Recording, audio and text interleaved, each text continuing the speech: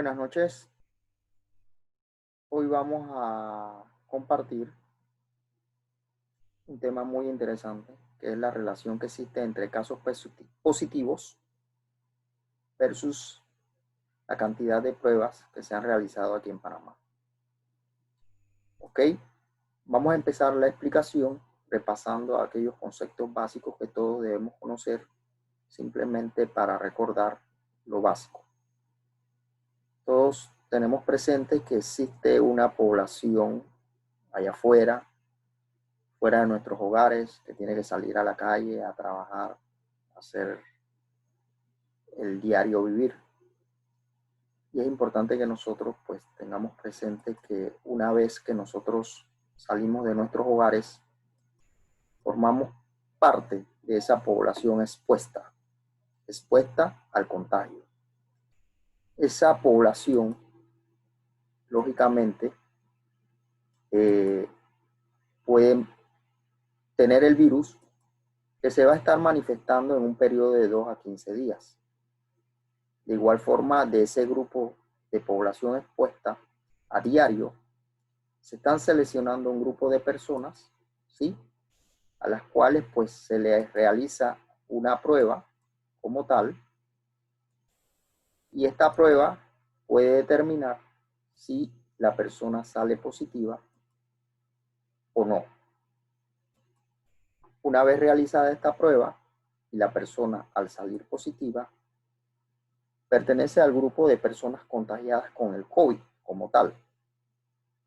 Es importante tener presente que el resultado de esa prueba puede durar entre 24 a 48 horas y muchas veces pues este grupo de personas contagiadas tienen que aislarse en sus hogares o tienen que aislarse en hoteles, en hospitales, de manera tal que estas personas cumplan con una cuarentena debida mientras son tratadas. El tema aquí, como todos sabemos, es controlar este grupo de casos positivos para que no contagien a otro grupo de personas. Generalmente este contagio se mide a través de un factor, ¿verdad?, que le llamamos RT1, el índice de reproducción efectiva, generalmente como se conoce, que puede estar entre 10 a 1. Para que tengamos una idea, el RT1 lo que determina es qué tan rápido una persona puede contagiar a otra. Si el contagio dura alrededor de 20 días, el RT1 puede estar cerca de un valor de 1. Si dura menos tiempo, o sea, el contagio es más rápido, el RT1 es cada vez mayor. En Panamá se empezó con un RT1 alrededor de 4 más o menos y se llevó a algunos lugares y se existe en Panamá ya algunos lugares con un RT1 igual a 1 o menor a 1. ¿Qué tan rápido se da este contagio? Va a depender de las medidas sanitarias que se tomen. Básicamente es el responsable del Ministerio de Salud. Medidas sanitarias, de aislamiento, medidas que a diario pues nos están comunicando que debemos seguir.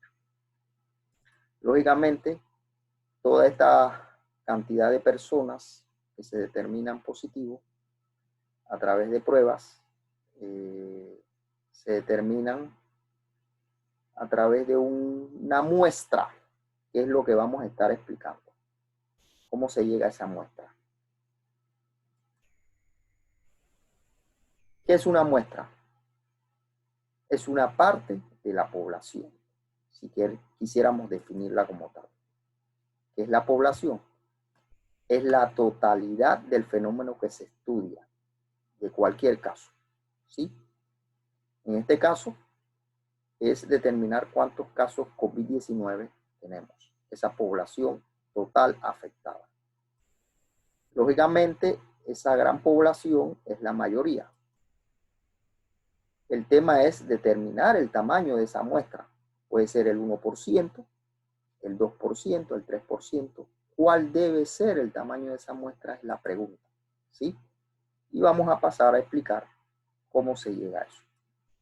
Antes de determinar el tamaño de esa muestra, también es importante conocer cómo seleccionamos esa muestra, de qué forma se selecciona. De hecho, existen varias formas de monitoreo o de muestreo. Existe el monitoreo aleatorio y simple. También existe el monitoreo estratificado, el monitoreo por cuotas, el monitoreo intencionado, el monitoreo mixto, el monitoreo tipo, y realmente yo no pretendo aquí explicarle cada uno de estos tipos de monitoreo o muestreo. Simplemente se lo menciono y lo importante es saber que en Panamá se utilizó el muestreo intencionado, que también se conoce como muestreo sesgado. En este muestreo, el investigador selecciona a los elementos que a su juicio son representativos, ¿ok? Y es sencillo. Aquellos casos positivos, una vez que se le hacen las pruebas, lo que se hace es rastrear a las personas que estuvieron en contacto con estos casos, que es lo que se denomina como trazabilidad, ¿sí? Y una vez se determina esa población de contacto, lógicamente se le hacen las pruebas y eso es un proceso repetitivo todos los días, ¿sí? Ahora, vamos nuevamente, si ya sabemos cómo se selecciona la muestra, vamos a ver cómo se determina el tamaño de esa muestra. El tamaño de la muestra realmente se hace a través de un concepto que se conoce como inferencia estadística. ¿Y por qué? Bien, la inferencia estadística está sustentada en un concepto que se define en diversos teoremas de expertos, personas que han estudiado este tema, y todas concluyen en algo muy sencillo. Se parte o se asume que el comportamiento de esa muestra que tú eliges va a ser igual al comportamiento de la población. O sea, el estudio se va a basar en eso, en seleccionar una muestra representativa, y se parte del supuesto que el comportamiento de esa muestra es igual al comportamiento de la población, como vemos aquí en esta gráfica o en este esquemita. ¿Cómo se hace eso? Sencillo. No pienso explicarle toda la estadística, pero se hace a través de un concepto también que se llama el teorema del límite central, ¿verdad? Donde vemos una grafiquita, ¿verdad? Con un pico y vemos un valor de E. E representa o es básicamente el intervalo de error que puede existir entre el valor de la media muestral y el valor de la media poblacional, ¿sí? Este valor de E, este intervalo, el estimador lo asume inicialmente. Y lo importante es que en la medida que este intervalo sea cada vez menor, hay una gran probabilidad de que el valor de la muestra sea muy similar al valor de la población. De tal forma que en la medida en que sea menor, n, que es el tamaño de la muestra, va a ser mayor, porque es inversamente proporcional. Lo que nos quiere decir que si nuestro tamaño de muestra es un poquito mayor, nos estamos acercando más a nuestra realidad. Ahora, lógicamente, en todo estudio va a depender del recurso que tú tengas disponible para poder hacer X cantidad de muestras o el tamaño de la muestra sea cada vez mayor. Los expertos en este tema han determinado que un tamaño de muestra representativo, N, es igual a que una muestra por cada 1000 personas por día es una muestra bastante representativa. Recuerden eso, una muestra por cada 1000 personas por día, podríamos decir que es un valor representativo ideal. Puede ser menor o puede ser mayor. Vamos a pasar a explicar la relación entre casos positivos y el número de pruebas, que es simplemente una división matemática, ¿sí? Una división matemática, donde tú divides la cantidad de casos positivos entre el número de pruebas que realiza y lo multiplicas por 100. Esa es la relación casos positivos entre el número de pruebas. ¿Qué debemos saber sobre esto? Si los casos, vamos a suponer que nosotros fijamos el valor del número de pruebas. Si los casos positivos aumentan, la relación va a aumentar.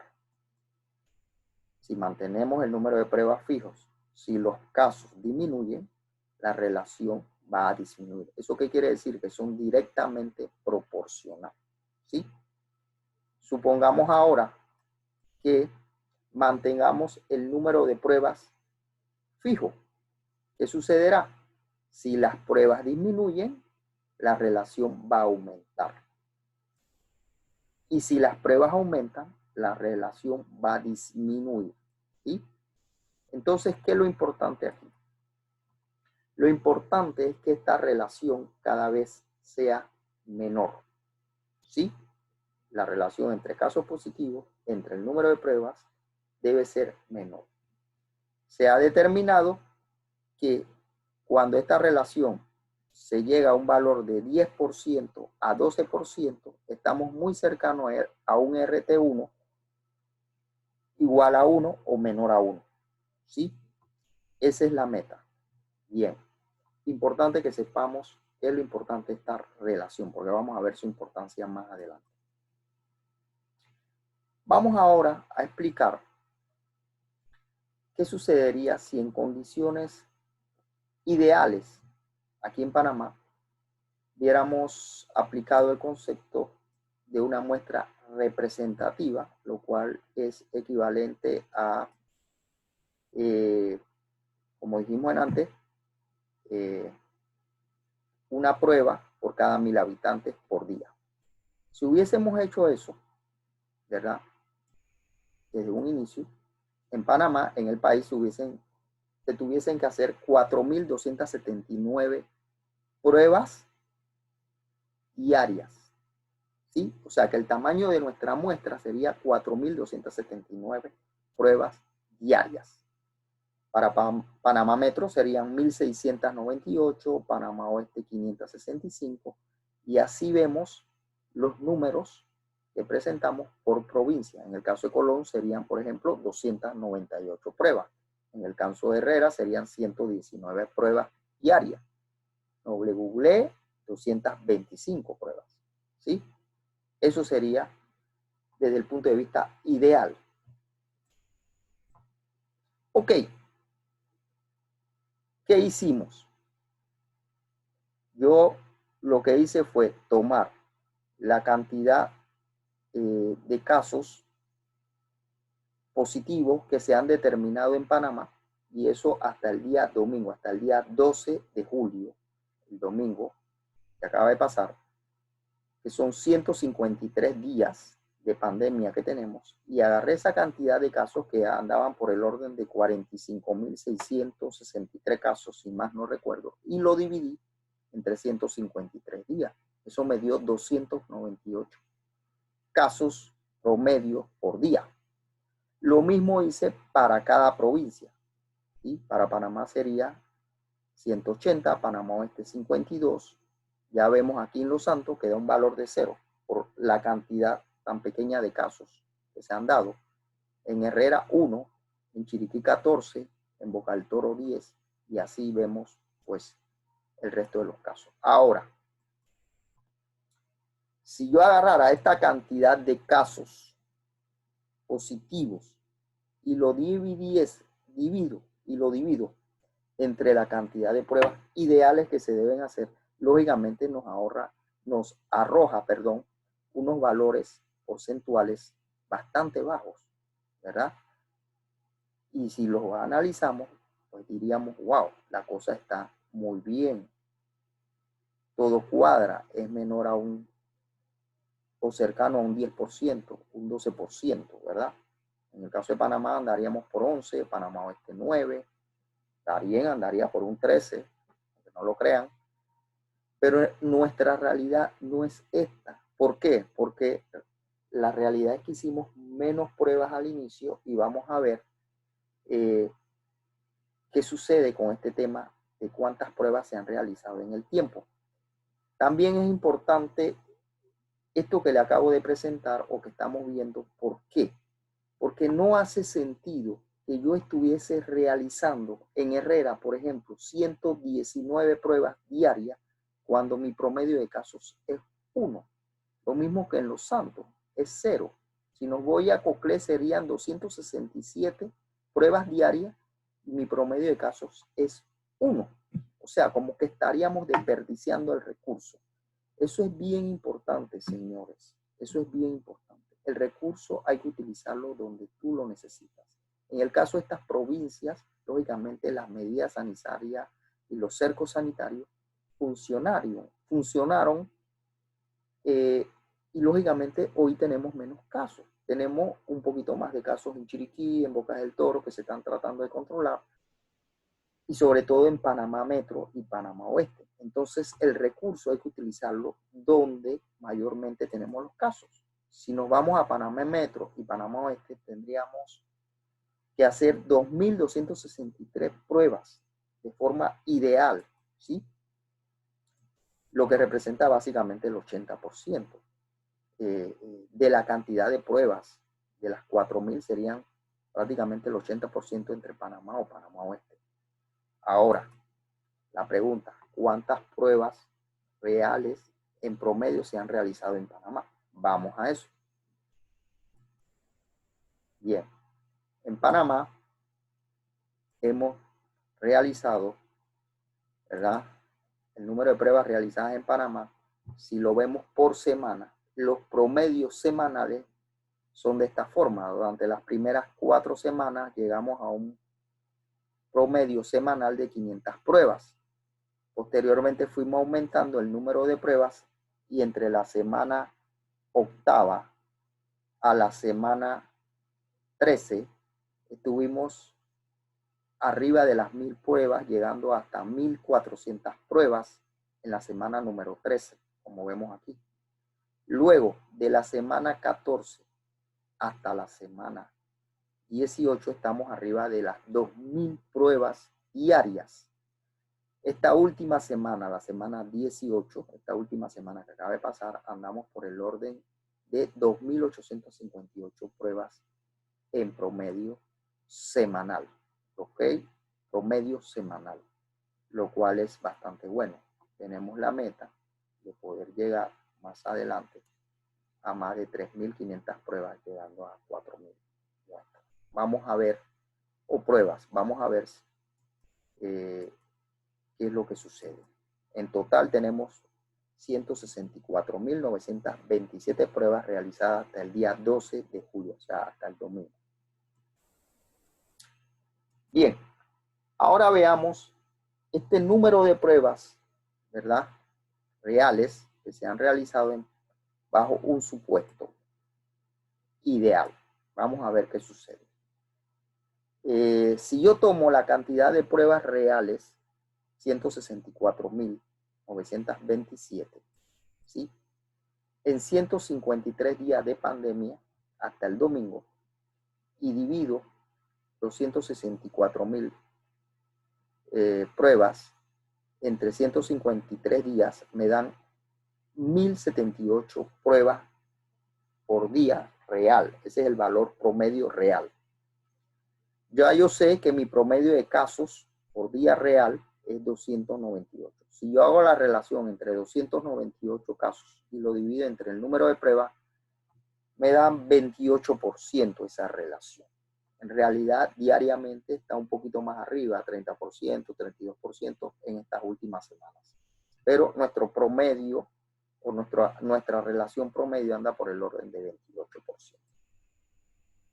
Ahora yo voy a suponer que si en Panamá hubiésemos hecho 2.000 pruebas diarias, ¿sí? En promedio, desde que comenzó la pandemia, lo más probable es que hoy tuviésemos más o menos 550 casos por día. Ese es más o menos el promedio. Eso es lo que la cifra me indica, ¿sí? Si yo divido 550 entre 2.000 pruebas, mi relación es 27%, más o menos, ¿sí? Lo que quiere decir es que estoy muy por arriba todavía de mi valor ideal al que debo llegar, que es 10 a 12%. ¿Sí? 10 a 12%, estamos muy por arriba. Lo que quiere decir que para yo lograr mi valor ideal, yo tendría que estar haciendo 2000 pruebas diarias, ¿sí? Y que mi cantidad de casos positivos estuvieran entre 200 a 250 casos positivos por día, ¿sí? Señores, ¿qué quiere decir esto?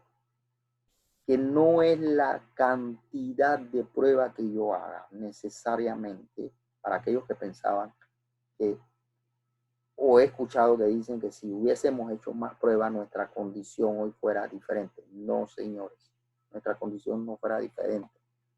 ¿Sí? Este ejercicio que estoy haciendo lo que nos indica es que aquí lo importante es cómo se comporta la muestra que nosotros estamos analizando. Si son 1500 muestras por día, 2000 muestras por día, 3000 muestras por día, o si llegamos a los 4000 muestras por día. Si ese comportamiento de la muestra no cambia, esto no va a mejorar. No es la cantidad de pruebas, señores, es cómo se comporta. La cantidad de pruebas, mientras más pruebas hagamos, lógicamente vamos a encontrar más casos y vamos a determinar más casos positivos y se van a tratar. Eso es lo importante también, eso es lo positivo. Pero lo más importante es cómo se comporta la muestra. Y cómo se comporta la muestra depende de las medidas sanitarias, ¿sí? Que adoptemos las medidas sanitarias, que nosotros como población también pongamos de nuestra parte y sigamos las medidas sanitarias que el gobierno, el Ministerio de Salud nos está recomendando día tras día tras día. Señores, eso es importante. Este concepto se lo quería aclarar para dejar claro que aquí lo importante cuando se habla de casos positivos es importante hablar de pruebas. Y recuerden, la cantidad de pruebas es un tamaño de muestra que se lleva a una inferencia estadística y lo importante es su comportamiento. Otro tema importante que escucho a diario en los medios, las benditas comparaciones entre países. Luego que le he explicado la importancia de cómo se determina la muestra y la cantidad de pruebas que se hacen, señores, hacer comparaciones entre países, entre casos confirmados o casos positivos, ¿sí? Si no son correctas y si el tamaño de la muestra no es igual, hay que tener cuidado. Si, por ejemplo, en cualquier país que yo le ponga de ejemplo, Portugal, Singapur, Estados Unidos, si en esos países no se están haciendo en condiciones ideales, por decir algo, ¿verdad? Una prueba por cada 1000 habitantes diarios, ¿verdad? O las condiciones de la muestra son similares, ¿cuántas pruebas están haciendo diario? ¿O cuál es el tamaño de su muestra? No se pueden hacer comparaciones. Es erróneo. Sí, la cantidad de casos que hay en cada caso, en cada país va a depender del tamaño de su muestra y también de cómo se comporta su muestra. Entonces, señores, esto es incorrecto cuando se habla de comparaciones entre países, entre número de casos. Aunque tú lo relaciones a la cantidad de habitantes, si no tenemos el tamaño de la muestra, las comparaciones son incorrectas. Hay que tener mucho cuidado. ¿Qué es lo importante? ¿Y cómo se ha dado aquí en Panamá? ¿En qué relación se ha dado? Bien, sencillo. Aquí hay una gráfica, ¿sí? Y cuando vamos a hablar de aumentos de casos, ¿sí? Que se dan aquí, como vemos en la gráfica, la línea roja, que son la cantidad de casos que se vienen dando cada semana en promedio. Para la última semana tenemos aproximadamente 7.484 casos, ¿sí? Y han ido sumando cada semana. También vemos que la cantidad de pruebas realizadas también van en ascenso. Así que se debe hablar de la relación. ¿sí? Se debe hablar de la relación. Si se hacen más pruebas, va a haber más casos, ¿sí? Si el comportamiento de la muestra no cambia. Nuestra relación, ¿cómo se ha comportado? Nuestra relación de casos positivos con respecto a las pruebas por semana se ha comportado de esta forma. Empezamos, lógicamente, con una relación muy baja porque la cantidad de pruebas que se hacían al inicio era muy bajo y todavía pues no se había determinado. O digamos, la muestra no era tan representativa y se estaban comenzando a tomar las medidas sanitarias. Se llegó a un valor de 28.2, ¿verdad? Pico en la cuarta semana. Y ese valor, debido a las restricciones sanitarias que había, la cuarentena y todo lo demás, se logró que esta relación bajase hasta la 10ª semana a un valor de 15. O sea que estábamos llegando a un 12% en la 10ª semana, por el mes de mayo aproximadamente, finales de abril, inicios de mayo. Pero lógicamente cuando se tomaron las decisiones, lógicamente de comenzar a abrir nuevamente los bloques, quizás un poco el descontrol, se perdieron, muchas personas se relajaron, se perdieron ciertas medidas.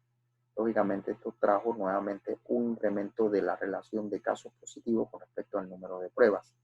Y de ahí hemos ido en ascenso. Después de la apertura del bloque 2, ¿sí? Aquí vemos en la semana número 16 que logró bajar de 32.8 a 32, pero nuevamente la siguiente semana subió a 33 y esta última semana andamos por 37.4, a pesar pues de que hemos aumentado el tamaño de nuestra muestra, hacemos más pruebas.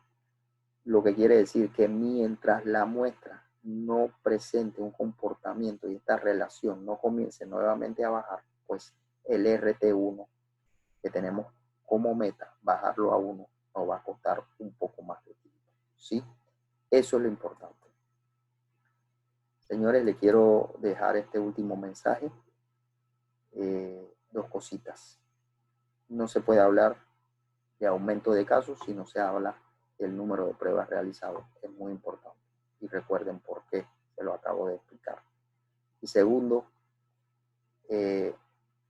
no le prestemos tanta importancia a las comparaciones entre países y el número de casos confirmados. Si el tamaño de la muestra en esos países no es similar a la de nosotros, o la de nosotros no es similar a la de ellos, no podemos hacer comparaciones. Las comparaciones entre indicadores son delicadas. Tú tienes que estar seguro que la variable que se está midiendo es exactamente igual como la estás midiendo acá. Y eso es relativo. Entonces, le quiero dejar con este mensaje. Muchas gracias por su atención y espero les sea de ayuda. Hasta luego.